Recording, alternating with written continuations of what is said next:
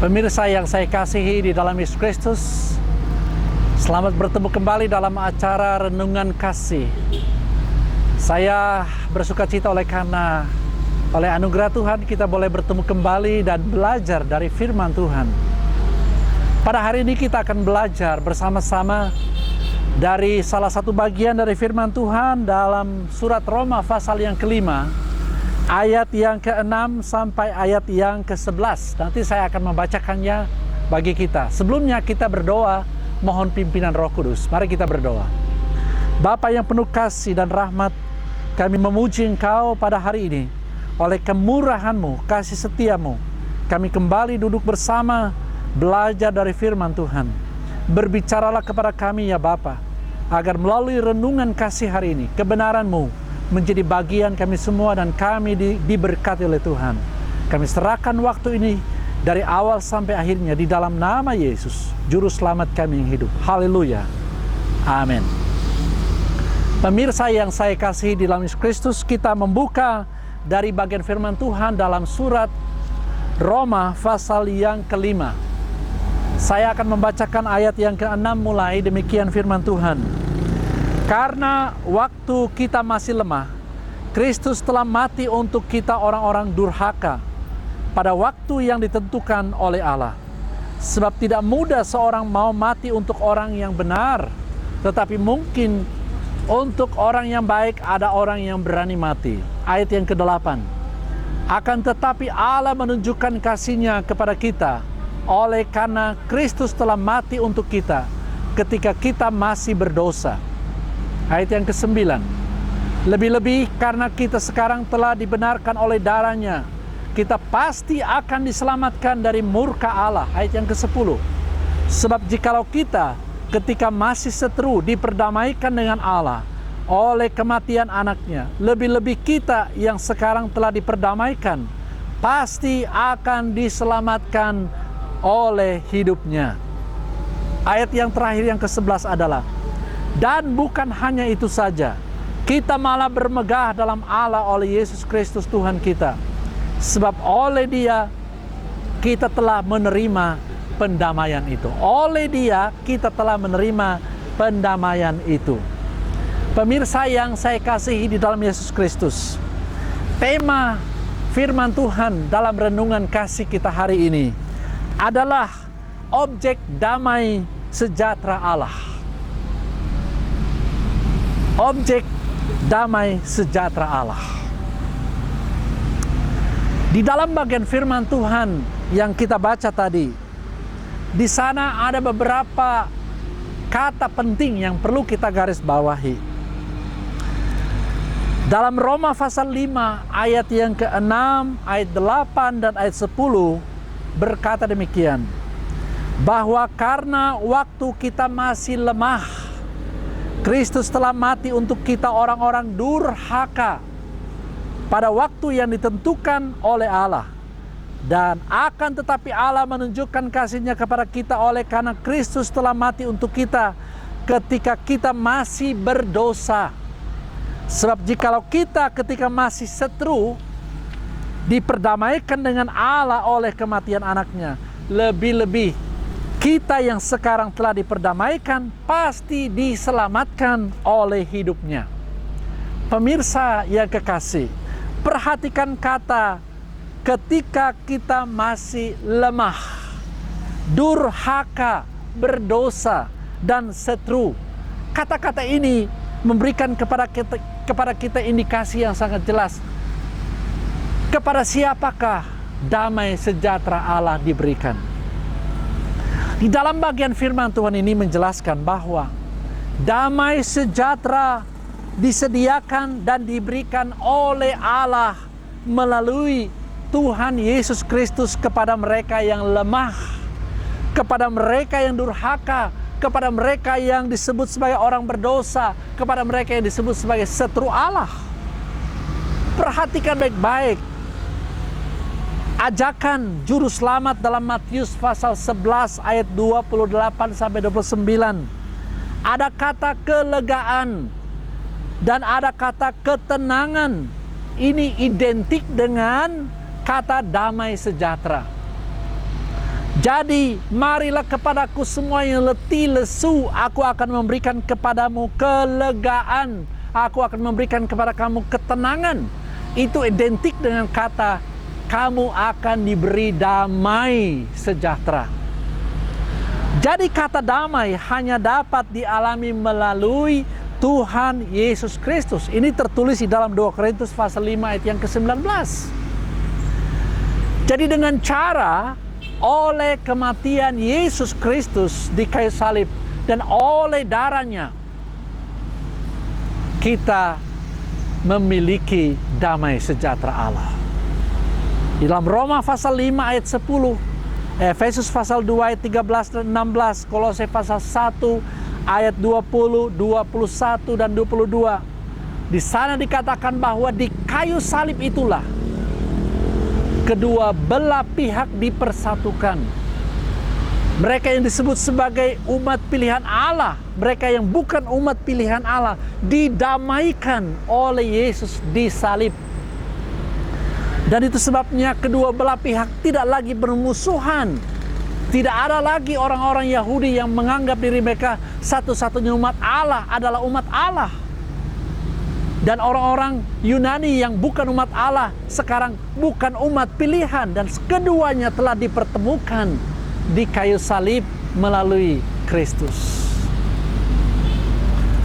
Pemirsa yang kekasih, bagaimana cara Allah dalam Yesus Kristus memperdamaikan manusia dengan dirinya? Apa yang Allah gunakan? Bagaimana cara Allah memperdamaikan orang-orang yang tadinya sangat pede, sangat percaya diri bahwa hanya mereka umat pilihan Allah, yang lainnya adalah kafir. Tetapi tahukah saudara bahwa dengan kedatangan Kristus ke dunia ini, tidak ada lagi orang yang mengklaim dirinya satu-satu umat pilihan. Dan bila pemirsa tidak percaya kepada Kristus, Anda di luar umat pilihan. Karena umat pilihan Allah satu-satunya yang mutlak hanya didapati tatkala mereka menerima Kristus sebagai sumber damai sejahtera yang sesungguhnya. Jadi Allah sendirilah yang datang menemui manusia, bukan manusia yang mencari Allah. Allah yang berinisiatif mencari manusia. Itulah sebabnya terjadi inkarnasi. Allah menjadi manusia, Allah mencari manusia, mendekatkan diri dengan manusia.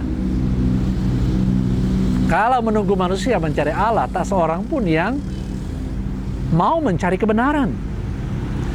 Tetapi Alkitab berkata bahwa tatkala Allah mencari manusia, menemui manusia melalui proses inkarnasi, ini adalah sebuah keputusan tertinggi dan adalah inisiatif terpilih, terbaik yang pernah diambil oleh Allah, Sang Pencipta, di tempat yang maha tinggi untuk berdamai dengan manusia. Jadi Allah sendiri yang membuka dirinya untuk berdamai dengan manusia. Perhatikan firman Tuhan ini, saudara. Allah sendiri yang membuka dirinya berdamai dengan manusia. Dan ini yang saya sering sebutkan sebagai suatu pendekatan yang terbalik. Bukankah manusia yang memberontak? Bukankah manusia yang seteru Allah? Bukankah manusia yang berdosa? Bukankah manusia yang disebut sebagai musuh Allah? Kenapa harus Allah justru yang mendatangi manusia? Tapi inilah cara Allah, bukan cara manusia. Karena itu berdamai datang dari pihak Allah. Sekali lagi, berdamai itu adalah inisiatif Allah dan datang dari pihak Allah sendiri. Karena itulah berdamai dengan manusia tanpa syarat. Allah berdamai dengan manusia dengan tanpa syarat, tanpa tuntutan hukum. Jadi tatkala kita berdamai dengan sesama kita, kita mengampuni sesama kita, maka seharusnya tidak ada lagi tuntutan apapun. Tidak ada persyaratan lain lagi. Oleh karena apa? Karena damai yang Tuhan berikan itu adalah tanpa syarat. Jadi alasan utama keputusan berdamai seperti yang dimaksudkan ini adalah karena Allah sungguh-sungguh mengasihi semua umat manusia. Allah mengasihi saya dan pemirsa sekalian. Dan itu tertulis di dalam Injil Yohanes pasal 3 ayat yang ke-16. Bahwa Allah benar-benar mengasihi seluruh isi dunia ini. Isi dunia ini adalah saya dan pemirsa. Dan semua suku kaum dengan latar belakang sosial ekonomi yang berbeda-beda seluruh dunia ini. Siapapun, mereka adalah sasaran objek dari damai sejahtera Allah. Objek dari tujuan untuk berdamai dengan Allah. Jadi cara yang Allah pakai adalah dengan mengutus anaknya. Dia mengutus Yesus Kristus, anaknya yang tunggal itu, untuk mati bagi urusan penebusan dosa-dosa manusia. Kematian Yesus di kayu salib itu satu-satunya, sekali lagi, satu-satunya cara perdamaian abadi yang terjadi yang Allah ciptakan. Kematian Yesus di atas kayu salib bagi semua umat manusia satu-satunya cara, satu-satunya contoh, teladan, tuntunan, pola absolut, proses dan pendekatan yang dengan nilai yang sangat tinggi, yang patut dipakai juga oleh kita sebagai manusia sesama seiman dengan yang tidak sesama seiman sekalipun, tetapi sebagai sesama manusia. Proses pendamaian yang Allah lakukan ini seharusnya menjadi tuntunan, contoh yang kita harus lakukan dikala kita berdamai dengan sesama kita. Dan contoh ini juga patut dipakai, digunakan oleh umatnya ketika menyelesaikan masalah, ketika menyelesaikan kasus-kasus sosial antar sesama seiman, kasus-kasus sosial antara sesama yang lintas agama sekalipun, tetapi sesama manusia yang diciptakan oleh Allah. Jadi pemirsa sekalian, tatkala kita mempunyai persoalan dengan sesama kita, seringkali kita dituntut untuk dihukum oleh karena apa yang kita lakukan dengan sesama. Dalam anugerah Allah, tatkala kita berdamai dengan Allah, Dia tidak menuntut apapun lagi. Karena hukuman yang seharusnya jatuh pada kita, jatuh kepada anaknya Yesus Kristus tatkala Dia disalibkan di atas salib di Golgota. Apa dasar kita menuntut sesama kita? Apa dasar kita tidak mau berdamai dengan sesama kita? Sementara Allah telah berdamai, telah membuka jalan damai bagi kita tanpa syarat. Indikasinya adalah tatkala kita bermasalah dengan sesama kita, kita datang memohon pengampunan dan kita berdamai tanpa tuntutan apapun. Dan itu yang sesungguhnya yang seharusnya kita lakukan. Di luar itu, kita saja sama menginjak-injak anugerah Allah. Tatkala kita ingin berdamai dengan seseorang, tatkala kita memohon pengampunan, maaf kepada seseorang, kita memberi maaf dan diberi maaf. Tidak ada tuntutan apapun lagi. Tetapi ada banyak orang yang tidak rela. Maaf sih boleh, pengampunan sih boleh diberikan, tetapi harus dihukum dengan tuntutan hukum yang berlaku. Sekali lagi, kalau anak-anak Tuhan, kalau umat Tuhan menjadikan cara ini sebagai cara mereka menyelesaikan masalah, ingat, kita sama saja mengabaikan dan menginjak-injak anugerah Allah. Kita telah merendahkan nilai tertinggi dari anugerah Allah. Damai yang diberikan Allah kepada manusia itu tak terbatas dan tanpa syarat hukum. Pemirsa yang saya kasihi, pertanyaan yang sangat penting bagi kita sekarang adalah bagaimana mewujudkan hidup damai dengan semua orang? Bagaimana mewujudkan hidup damai dengan sesama kita? Baik dengan sesama seiman maupun sesama lintas agama. Mulailah dengan memahami dengan benar kehendak mulia Allah, supaya semua manusia hidup damai dengan dirinya, hidup damai dengan Allah. Dengan kata lain, Allah sendiri menghendaki perdamaian.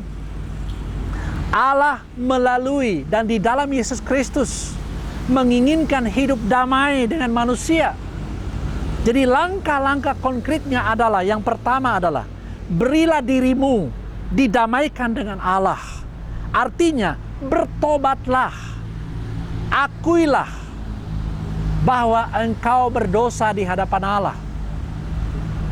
Bertobatlah artinya dari perspektif kehidupan yang lama, berhenti dari cara berpikir, perspektif kehidupan yang lama, masuki kehidupan yang baru, cara berpikir yang baru, dari cara berpikir yang salah, dari cara hidup yang salah, dari perspektif yang salah, kepada cara hidup yang baru, kepada cara berpikir yang baru. Itu artinya bertobat. Jadi akuilah kedaulatan Allah atas kehidupan saudara. Akuilah bahwa saudara orang berdosa. Jangan anggap bahwa saudara lebih baik dari orang lain, lebih benar dari orang lain. Alkitab berkata bahwa tak seorang pun manusia di dunia ini yang lebih baik, bahkan lebih benar. Kita semua orang berdosa. Tetapi Tuhan menghendaki kita mengakui bahwa kita berbuat dosa. Dan berbalik kepadanya, mengakui otoritasnya sebagai Bapa, sebagai Tuhan atas kehidupan kita. Setelah itu terimalah Kristus dalam hidup saudara. Sambutlah dia, akuilah dia di dalam hatimu. Alkitab berkata bahwa siapa yang percaya dalam hati, mengakui dengan mulut bahwa Yesus adalah Tuhan, dia akan diselamatkan. Jadi penting bagi kita mengakui, membuat statement bahwa saya percaya Yesus adalah Tuhanku. Izinkanlah Yesus masuk di dalam hati saudara. Izinkanlah Yesus mengontrol, menguasai, mendiami hati saudara untuk selama-lamanya. Dan inilah caranya yang dikatakan berilah dirimu didamaikan dengan Allah. Dan kalau kita sudah berdamai dengan Allah, saudara pemirsa, persoalan kita dengan sesama kita, persoalan kita dengan suami kita, dengan istri kita, dengan orang tua kita, dengan anak-anak kita, dengan tetangga kita, dengan sesama kita akan menjadi lebih baik. Oleh karena apa? Kalau kita telah berdamai dengan Allah, kita dapat berdamai dengan sesama kita dan tanpa tuntutan apapun. Yang kedua, Allah menghendaki semua umatnya hidup damai dengan sesamanya. Allah menghendaki semua umatnya tanpa kecuali hidup damai dengan sesamanya. Artinya adalah hiduplah dalam kebersamaan. Semua umat manusia wajib menghidupi perdamaian sebagai cara hidup, sebagai pola hidup. Jadi setiap orang berusaha, berupaya mencari perdamaian dengan cara menjauhi segala bentuk kejahatan, perselisihan, permusuhan. Jadi kasihilah dan ampunilah tanpa syarat, tanpa tuntutan hukuman dalam bentuk apapun. Jika saudara mengampuni seseorang tetapi saudara menuntut denda dan hukuman secara lahiriah, secara materi, ingat saudara sedang menginjak-injak kasih karunia Allah. Anda telah merendahkan anugerah pengampunan yang Allah berikan dan damai yang Allah telah sediakan dengan cuma-cuma. Kebenaran yang ketiga adalah Allah mempercayakan berita damai atau pendamaian itu kepada kita. Wajib disampaikan kepada semua orang, wajib disampaikan kepada semua manusia. Artinya hidupi damai untuk menjadi pembawa damai. Pemirsa yang kekasih, kalau kita katakan bahwa kita telah berdamai dengan Allah, tetapi kita tidak dapat membawa berita damai, kita tidak dapat menceritakan berita damai, bahkan mengimplementasikan damai itu dengan sesama kita, maka kita adalah pendusta. Jadilah orang Kristen yang benar. Jadilah pengikut-pengikut Kristus yang benar. Jadilah pelayan-pelayan Tuhan yang benar. Bila kita mengajarkan tentang kebenaran damai tanpa syarat, Artinya kita tidak berhak menuntut apapun dari sesama kita yang berbuat salah atau yang kepadanya kita berbuat salah. Jadi menghidupi damai itu untuk menjadi pembawa damai. Alkitab berkata, betapa indahnya telapak kaki orang yang datang membawa berita damai, kabar baik. Dan kalau kita membawa kabar baik kepada semua orang, maka damai sejahtera Allah akan terjadi di tengah-tengah mereka. Beritakanlah inti berita damai itu, kabarkanlah sumber damai itu, yaitu Yesus Kristus, kepada semua manusia tanpa kecuali. Jangan memilah-milah. Dialah satu-satunya berita damai yang diperlukan oleh semua orang. Yesus Kristus adalah ada dan cukup bagi semua orang. Jadi kamu semua, kita semua, saya dan pemirsa adalah saksi pilihan Allah di dunia ini. Diutus pergi kepada dunia untuk menyerukan kabar berita damai kemanapun kita pergi, dimanapun kita hidup sebagai bagian dari masyarakat. Jadi Yesus Kristus dialah sumber damai sejahtera. Dialah yang telah mempersatukan kita dengan sesama kita. Tidak ada alasan untuk saling membenci, mendengki, dan saling mendendam satu dengan yang lain. Sebagai gereja Tuhan, tubuh Kristus di dunia, kita adalah bagian dari warga negara Indonesia atau warga negara dari salah satu negara di mana Anda tinggal.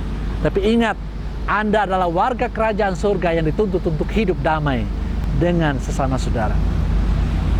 Kiranya Tuhan Yesus, sumber damai kita, memberkati kita semua dan menolong kita untuk hidup damai dengan siapapun dan kemanapun kita pergi. Mari kita berdoa.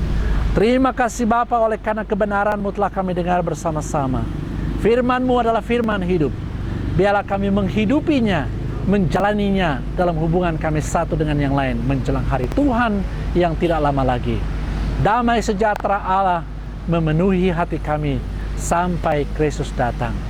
Dalam nama Yesus kami berdoa dan mengucap syukur untuk firman ini. Haleluya. Amin. Amin. Terima kasih pemirsa. Kita akan bertemu kembali dalam acara renungan kasih yang akan datang. Kiranya Tuhan Yesus memberkati kita semua. Shalom.